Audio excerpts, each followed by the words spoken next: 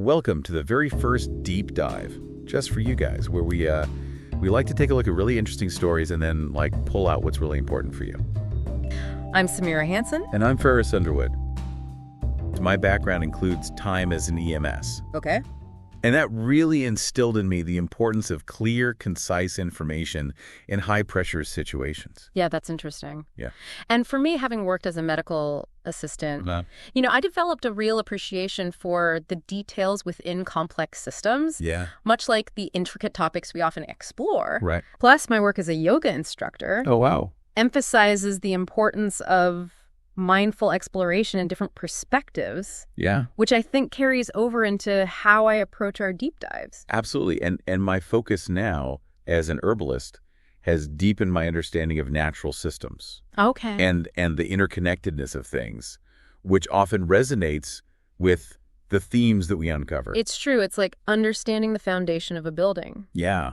Knowing a bit about our backgrounds kind of helps you understand the structure of how we analyze and present information. And today we're going to be talking about the history of medical advancement. Specifically. Focusing on the experience of Black women. Yes, and this is a topic that's very important to us here at Your Choice Health. Yeah, our founder, wellness chef, Ebony. She's amazing. She is amazing. She's experienced firsthand what it's like to kind of navigate this system that we have that doesn't always put the needs of Black women first. And that's a huge reason why she's so passionate about alternative health and really finding different ways to approach your health. Yeah. If the conventional ways aren't working for you. Absolutely. Which is what we're all about here at Your Choice Health. Yeah. We'll be sure to include some resources in the show notes if you're interested in learning more. Yeah, for sure. Absolutely. We've got a stack of YouTube videos to guide us through this deep dive, and I think you're going to be surprised by some of the historical connections we uncover. Interesting. We're going way back in time to understand how we got to where we are today. I'm always fascinated by how history shapes our present. Right? Let's get started. Okay. So to really understand where we are today with healthcare, we need to kind of dig into the past a little bit. Okay. Have you ever heard of Henrietta Lacks? Okay, so It's a fascinating story. it is a fascinating story. So back in 1951, Okay. Henrietta was a young Black woman battling cervical cancer. Right. And she went to Johns Hopkins Hospital to seek treatment. And they took a sample of her cancer cells without her knowledge or consent. And those cells, later named HeLa cells, Igla cells. they were immortal. They were and still are immortal. Like, Sure. they just keep multiplying in the lab, which is wild. It's crazy. So her cells became a cornerstone of medical research. Yeah. Like, they contributed to developing the polio vaccine, Years. cancer treatments, IVF techniques, and even the COVID-19 vaccines. I mean, think about it. Like, HeLa cells, they played a crucial role in eradicating polio, which is a disease that once paralyzed thousands of children every year. Yeah, it's insane the impact Yeah, it's huge. that her cells have had. They also unlocked new frontiers in understanding and treating cancer, and that research is still continuing today. But it's so sad because for decades, her family, they didn't even know about any of this. Right. They didn't learn about the use of her cells until 25 years after she died. And they never received any compensation for the billions of dollars that were generated from the HeLa cell line. Yeah, which raises some serious questions about informed consent, Yeah. patient rights, and the commercialization of these biological materials. Absolutely. I mean, it's a stark reminder that even though medical advancement is capable of doing so much good, Yeah. it can come at a really steep cost. Especially for marginalized communities. Exactly. And it kind of makes you wonder, how much has changed since then? Are we doing enough to protect patient rights and make sure that medical research benefits everybody equally? Yeah, these are questions we all need to be asking. Absolutely. And Henrietta Lacks' story, it's like a crucial reminder that we need to be constantly vigilant and committed to ethical practices in healthcare. Yeah, definitely. And speaking of ethics, Oh, boy. there's another figure whose legacy we need to talk about. Okay. J. Marion Thims, Okay. often called the father of gynecology. Right. But his story is a huge contrast to Henrietta's. Yeah, he's credited with some groundbreaking surgical techniques Yeah. to treat vesicovaginal fistulas. Okay, for those of us that don't know what that is. Yeah, so basically it's this painful condition that can happen after childbirth where there's this abnormal opening between the bladder and the vagina, which leads to uncontrollable leakage of urine. Oh my gosh, that's awful. Right, imagine the pain and humiliation Yeah. that these women went through. So how did he come up with this surgical technique? Well, he developed and refined his surgical techniques by performing experimental surgeries on enslaved Black women without using anesthesia. That is so horrible to think about. It's really disturbing, and he actually believed that Black women didn't experience pain the same way as white women. What? Yeah, it was a deeply racist and completely unfounded belief that he used to justify his really cruel and unethical practices. And there were 3 enslaved women, Anarcha Betsy and Lucy, who were specifically named in historical records as having to endure these multiple surgeries without pain relief. It's just a chilling reminder that medical progress is not always a straight line towards justice and equity. It's not. And it forces us to confront this really uncomfortable truth that sometimes advancements can be built on the backs of the most vulnerable people in society. It's a really hard history to reconcile, but ignoring it would be a disservice to those who suffered, and it wouldn't help us understand the healthcare landscape that we have to navigate today. Anarcha endured 30 experimental surgeries without any pain relief. It's a stark reminder of how deeply ingrained racism was, and in many ways still is, within our institutions. The legacy of this exploitation is a long shadow cast over the medical system.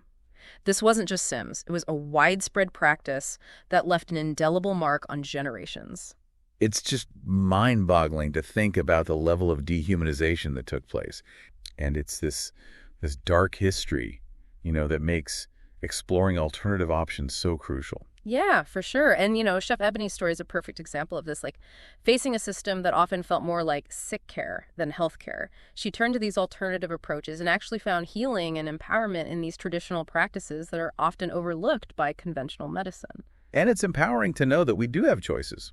We don't have to just accept what the conventional system offers us. Yeah.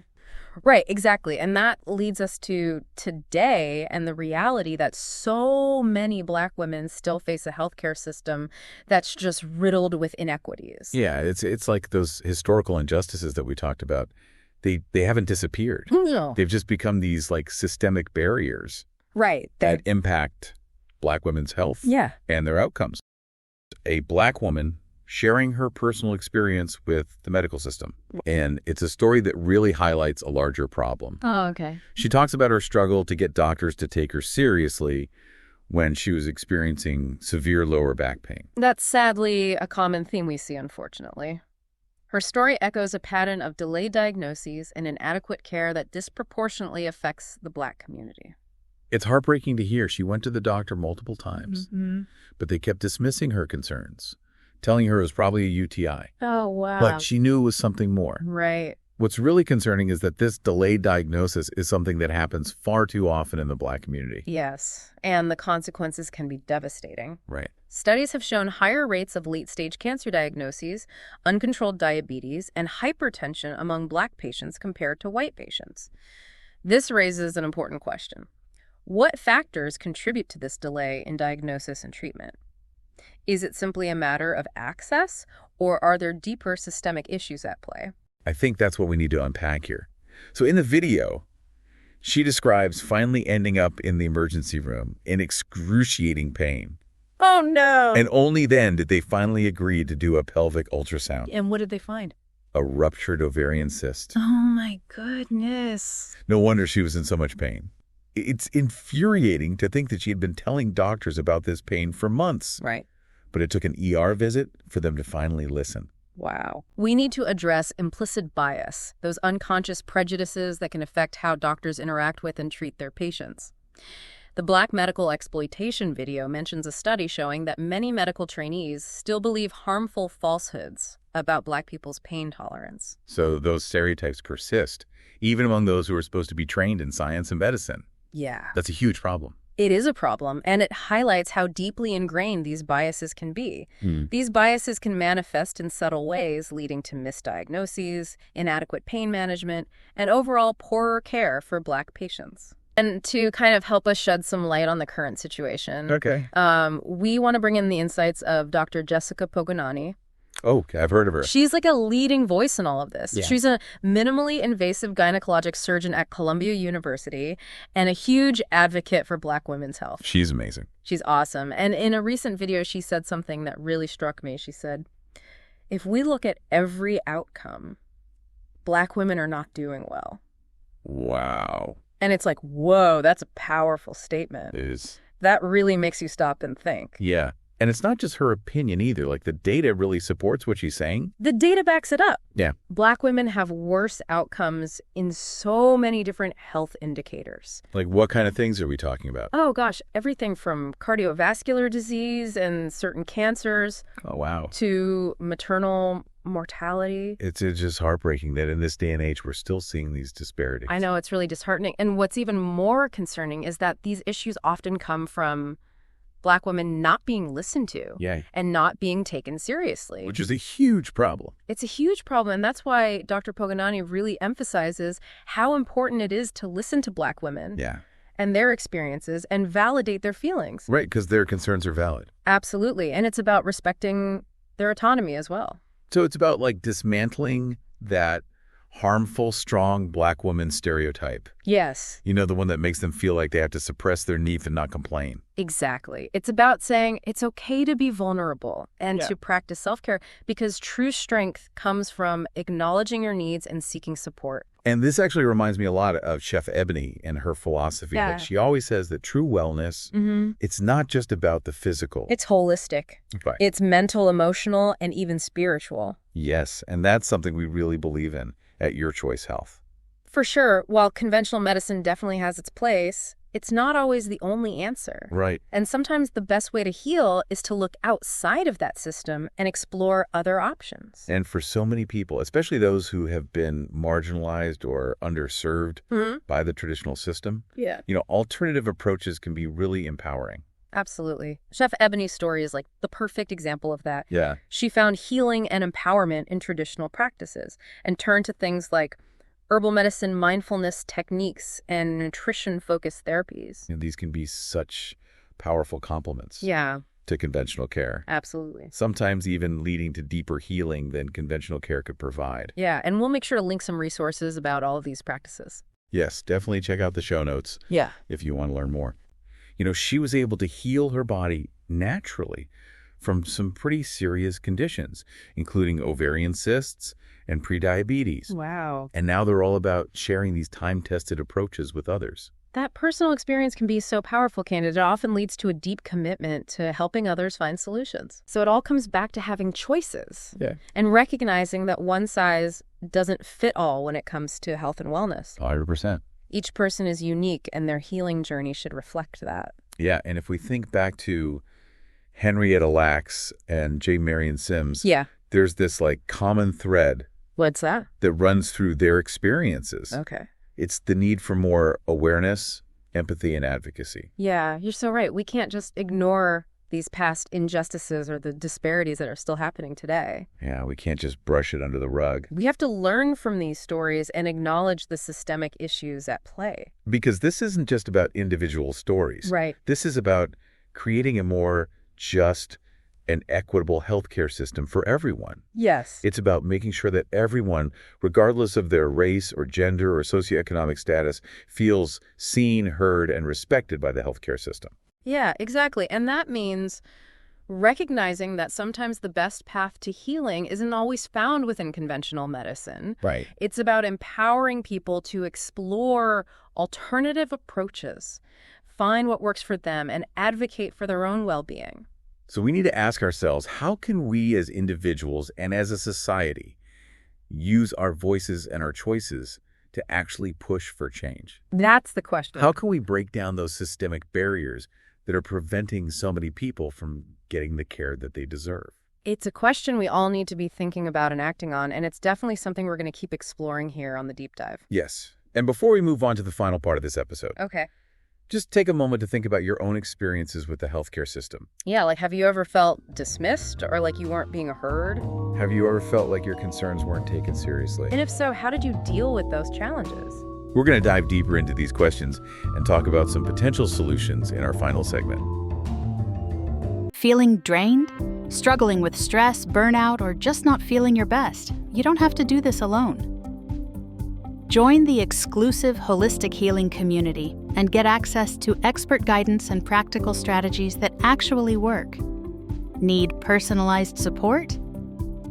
Step up a tier where you are walked through exactly how to heal, using food, mindset, and holistic techniques. Click the link in the show notes and take your first step toward a healthier, more vibrant you. Now let's get back to the deep dive.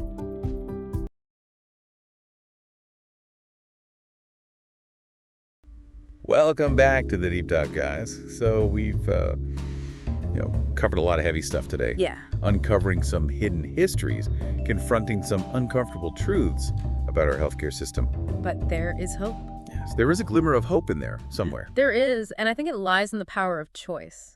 Okay. In reclaiming our health and seeking out paths that really work for our individual needs. Yeah, and like we were talking about, Chef Ebony's story is such a great example of this. Yeah, she's amazing. She is amazing. Like facing a system that often felt more like sick care than health care, she turned to alternative approaches and found a way to heal and then ultimately help other people heal too. I love that.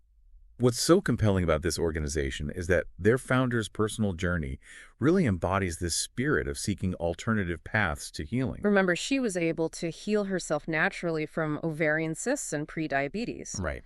This experience became the driving force behind Your Choice Health, Inc. Yeah.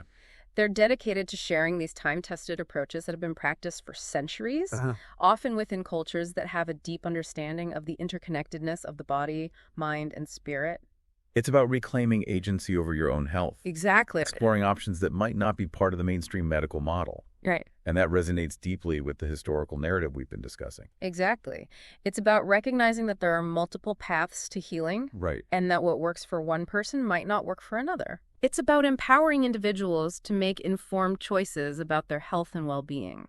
And, she's a big believer in food as medicine. Oh, yeah. Encouraging us to tap into the healing potential of natural ingredients. Yeah. And traditional ways of cooking. It's not just about what's on your plate. No, it's so much more than that. It's about like a holistic approach that encompasses your mind, body, and spirit. Exactly. It's about realizing that our bodies are these complex systems, and true healing requires us to look at things from all these different angles. Yeah. And realizing that what works for one person might not work for another. And that's okay. Exactly. And that's why here at Your Choice Health, we're all about giving you guys the resources and information to help you navigate all of these choices. We want to empower you to become an active participant in your health journey. Yes. Become your own health advocate. Yes, exactly. And don't forget to check out the links in our show notes. Oh, yeah, we've got a ton of great resources there. We do. We've got resources on all kinds of alternative health practices like herbal medicine, mindfulness techniques, nutrition-focused therapies. So many good things to check out. Yeah. And remember, you guys, you have the power to find the information that you need to ask questions and to advocate for yourselves. You don't have to just sit back and passively receive care. Right. You can be an active agent in your own healing. Yes. You have a voice. You do. Use it. So as we wrap up this deep dive today, we want to leave you with a few key takeaways. Okay. The stories that we've talked about today, Henrietta Lacks, J. Marion Sims, and the struggles that Black women still face in the healthcare system, they're not just historical anecdotes. They're very real. They're woven into the fabric of our current healthcare system. Yeah, they affect everything. They shape the way we think about health access and equity, and they really highlight how urgently we need more awareness, more advocacy, and real change. So we're asking you guys to think about what you've learned today. Yeah. Think about how you can use your voice and your choices to help create a more just and equitable healthcare system. Absolutely. Support organizations that are fighting for healthcare justice. Yeah. Talk about these issues with your friends and family. Have those tough conversations. Yeah, and most importantly, take care of yourselves. Yes, self-care is not selfish. Explore those alternative approaches to health and wellness. Find what works for you. Because your health is your choice. It is. So thank you guys so much for joining us on this deep dive into the history of medical advancement and all the challenges that we're still facing today. We hope you've learned something new today. And that you feel empowered. Yeah, and maybe a little bit fired up. To create a healthier and more equitable future for everyone. Until next time, stay curious, stay informed, and stay well. Bye, everybody.